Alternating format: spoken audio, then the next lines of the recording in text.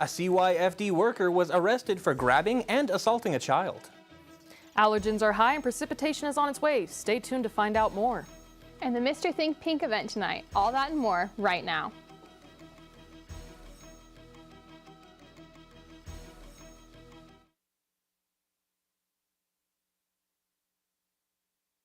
Welcome back to News 3 New Mexico. I'm Drake Long. And I'm Samantha Stressman. Thank you so much for watching. The New Mexico Department of Health has declared the state's measles outbreak, which was started on February 14th, to be over. The last cases were reported in Santa Fe County on August 14th.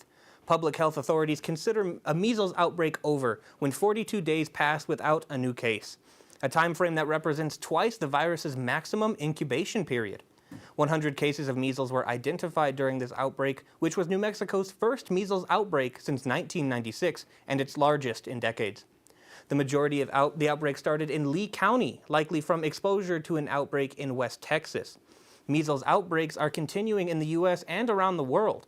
If you are experiencing fever and rash, contact your doctor if you are worried about measles. Mu Alpha Nu Anthropology Club is having a chili competition fundraiser this Saturday at Blackwater Draw Archaeological Site at noon. Meal plates including chili sides and water will cost $10.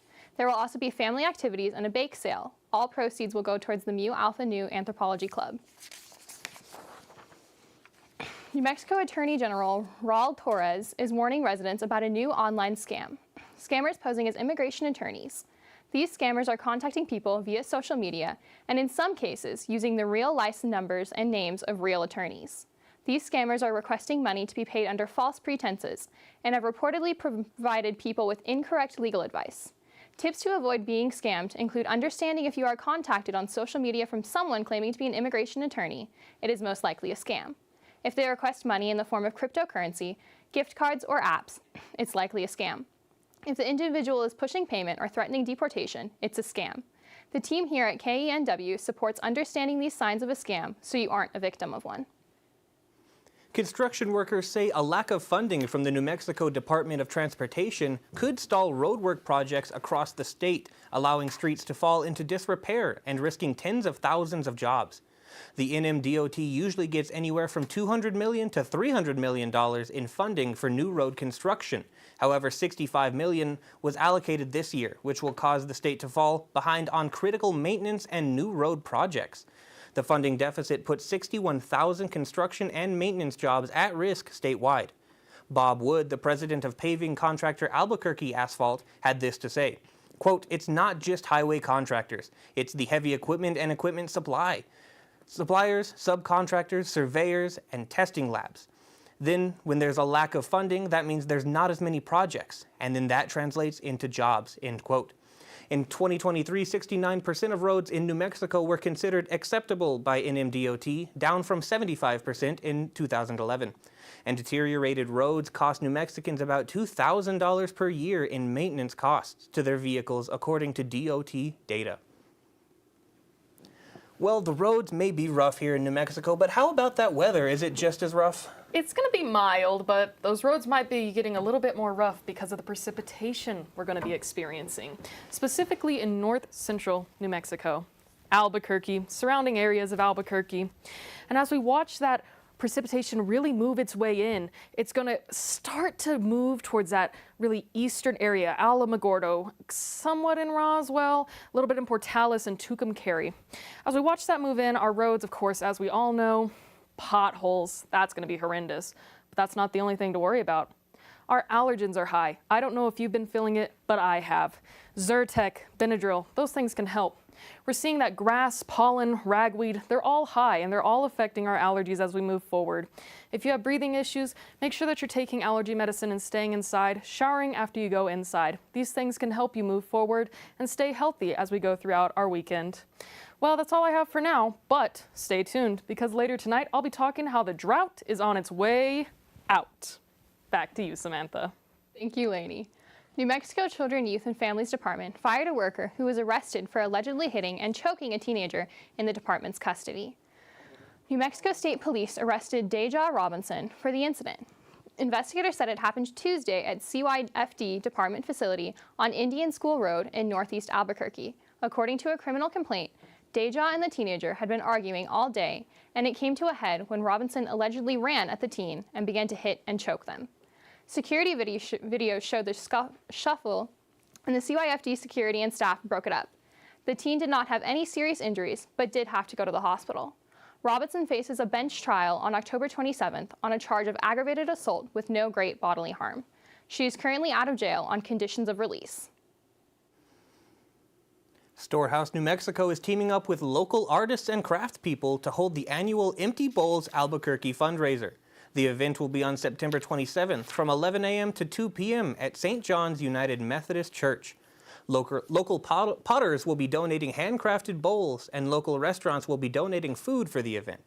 Tickets are $35 and allow their guests to choose their own handcrafted bowl and enjoy a lunch including soup, bread, dessert, and a drink. The money raised will go towards Storehouse, New Mexico, which will help organize their fund for their food pantry.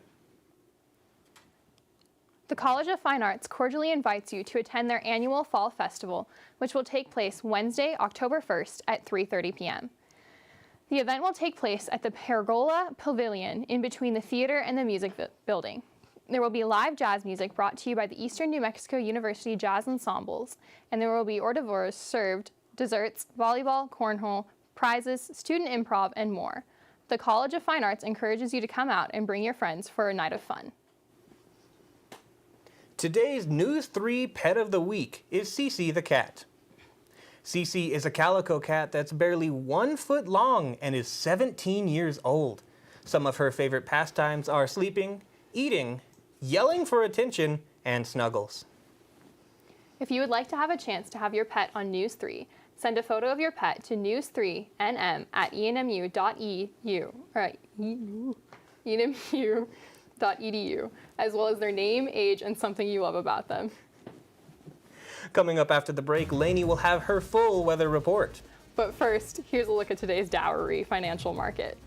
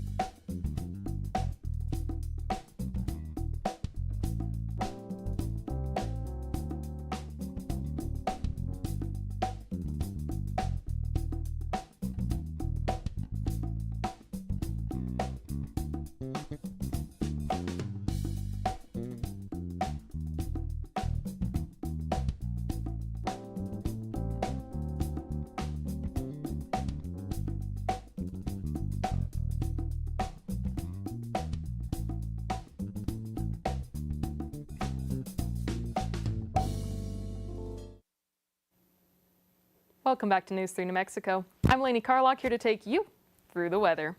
What's that over there? Oh, that's just the precipitation that's coming to the United States. We'll be seeing precipitation coming to New Mexico, Arizona, and a little bit down into that Florida territory. But we want to focus on home base New Mexico. As I said earlier, northern central New Mexico is going to be affected, as well as a tiny bit in the eastern areas. For the most part, however, right now, we are looking at pretty clear skies as that precipitation makes its way in. We won't really be seeing much come into our way over here in the eastern parts till about Saturday evening, Sunday morning, so you have a bit of time to prepare. Let's take a look at that drought I talked about. Now, as we all know, the drought is horrible in New Mexico. We've had water restrictions, we've had counties going without water and needing fresh water to be brought in, but lucky for us, we're finding that water is finally on its way in to New Mexico. With the amount of rainfall that we've been having, the drought is finally receding. We can see this as we look down towards the eastern part, up towards the really northern eastern part of the state. Tucumcari, Santa Rosa, Clovis, they aren't really experiencing any drought at all for the most part. Maybe a little bit of that abnormally dry to moderate areas in some places, but for the most part, these places have been an exceptional drought. As we move down into that southwest area, we can see Silver City is experiencing extreme to exceptional drought. This is great for us, as there's only a portion of the state that is having exceptional drought, meaning that the water is finally absorbing, our reservoirs are getting fuller, and things are going to be looking up. Hopefully, water restrictions will be on their way out. Let's take a look at our current temperatures. I love the weather currently. We're experiencing pretty cool weather for the most part, 80s and 70s, with 75 in Santa Fe, 77 in Farmington, and a nice cool 70 in Gallup. However, for the eastern part, we're getting up there into those 80s, 86 in Roswell, 86 in Portales, and 85 in Clovis. But what about our lows? What are we looking at as we go into the nighttime? It's finally going to start getting a little bit more chilly. 53 in Farmington, 46 in Gallup, and as we move into the eastern part, 51 in Ruidoso, 61 in Roswell, and 58 in Portales. Finally, tomorrow, it's going to start to ease up a little bit, which I know that I've been looking forward to because I hate the heat. We're looking at 77 in Albuquerque, 80 in Socorro, 79 in Truth or Consequences, with 84 in Portales and 83 in Roswell. How about that 7-day forecast? As we move forward, we're going to be taking a look at Roswell. Saturday, a little bit of cloudiness. Sunday, some cloudiness as we move on through the week. 80s into the 70s, and finally going up into those 90s on Fridays with 50s and 60s in our lows. Carlsbad, again, a little bit of cloudiness on that Saturday, Sunday. Sunny skies as we move forward through the week. 80s and going up into those 90s starting Wednesday through Friday. Lows in the 60s and 50s. Tucumcari, cloudy on Saturday, Sunday, and a little bit on Monday. Again, sunniness through that Tuesday to Friday as we move through. And finally, Portales, a little bit of cloudiness on Sunday and Monday, and moving into those nice weather. Well, let me tell you, I am tired of the heat. I'm a warm body, and I've got no hair, so I get burnt easy. I hate it. I get hot so quickly, so I'm glad it's finally cooling down. I know, I could really use that fall weather right now. Tell me A about it. breeze. Fall is my favorite time of the year, one, because it's cooler, but I absolutely adore Halloween. It's my favorite season. It's beautiful. And we're going to be seeing a pretty nice and cool Halloween coming up. Oh, that sounds lovely. Heck yeah. Join us right after the break.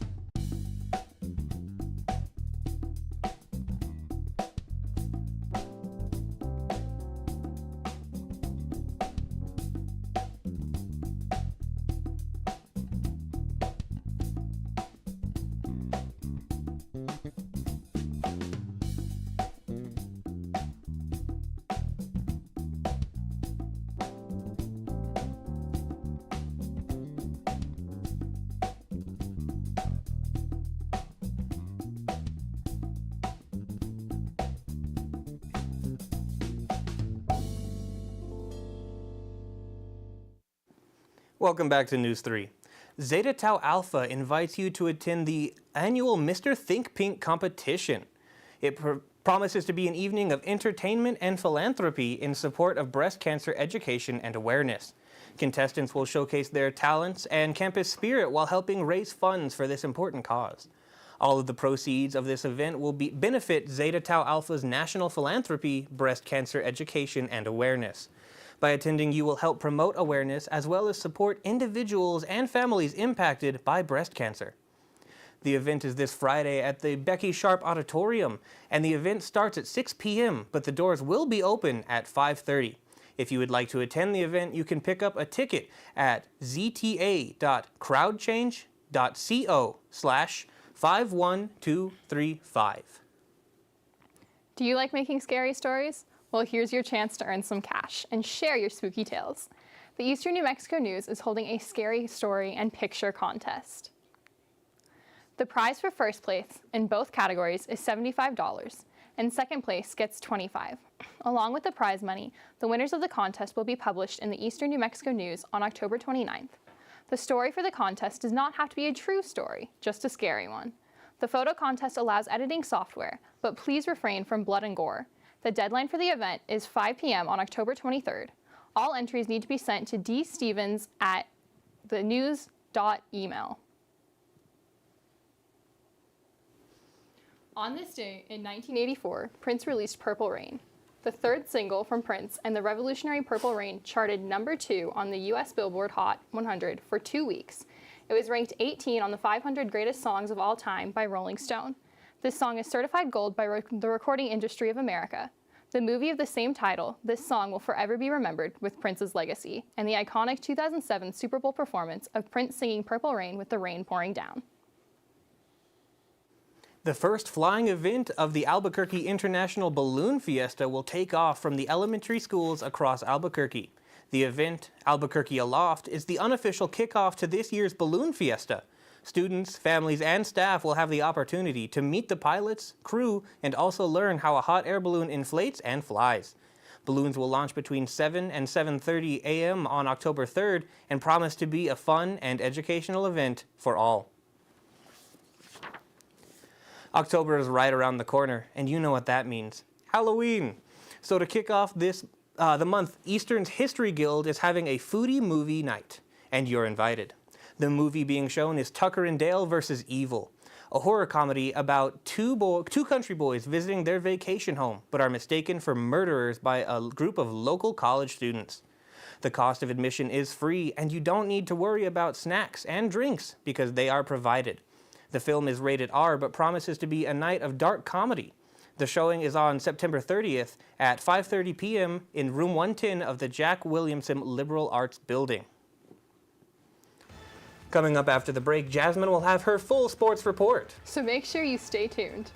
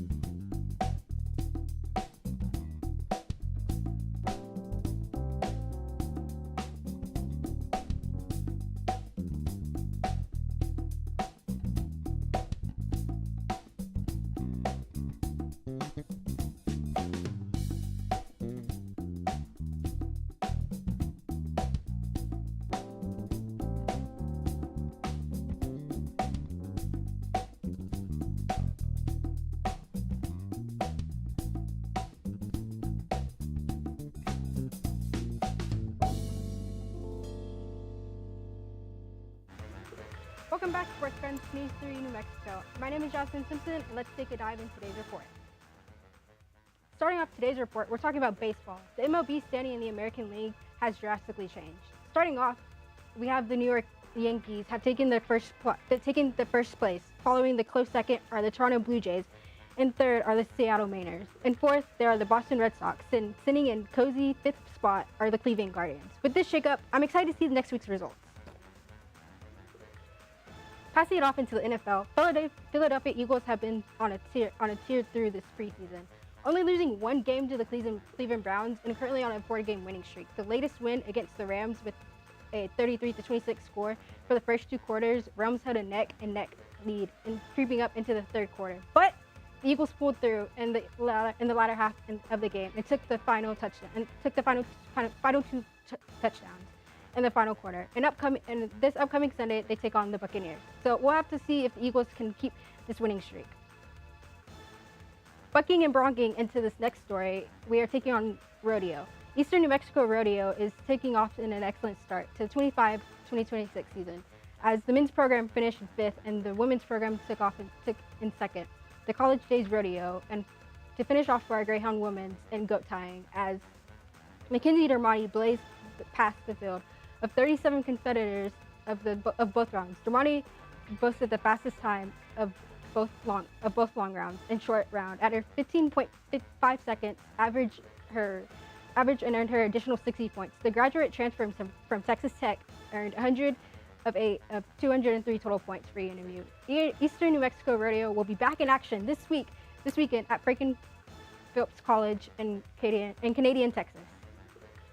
Finishing for tonight's report is cross country. Eastern New Mexico's men's cross country stayed in state for a 5K race hosted by the University of New Mexico at UNM North Golf Course. The Labo Cross Country Invitational featured New Mexico State, El Paso Community, UPEP, and Northern New Mexico State. The morning provided with slight overcast conditions on Hilly 9 Golf Course in Albuquerque. The ENMU top finisher of the race was freshman Eroy Sonato Figaro, who took the 16th and 34th place in the field. The Spain native crossed the line in 16:17.93 seconds. From ENMU will be away for competition for the next 2 weeks as they prepare for the NFJU invitation on September 26th. That's all the news I have for you tonight, but don't change the channel. We'll be right back with Drake and Samantha after this, so stay tuned.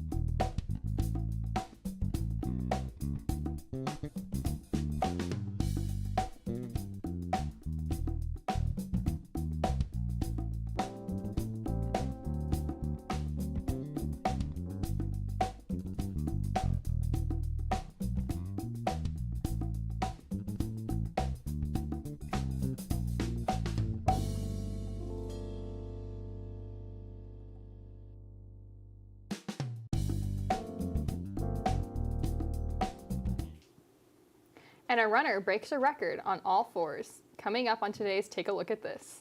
A daredevil climber became the first to summit and ski down the world's tallest mountain without the use of supplemental oxygen. More than 6,000 people have climbed to the top of Mount Everest, and some 200 have done it without the aid of bottled oxygen. But according to Red Bull, Polish climber Andrzej Bargiel became the first to do just that and also ski back down the gargantuan mountain. Bargiel spent nearly 16 hours climbing in the mountain's so-called death zone, the area above 26,000 feet, where the air is extremely thin, and then somehow managed enough stamina to descend dizzying slopes and treacherous ice falls before returning to his team waiting at base camp. There were celebrations at the bottom and from the top as the Polish Prime Minister took to social media to laud his fellow countrymen's death-defying accomplishment. It's hard enough to break records in the highly competitive world of running. This guy did it on all fours.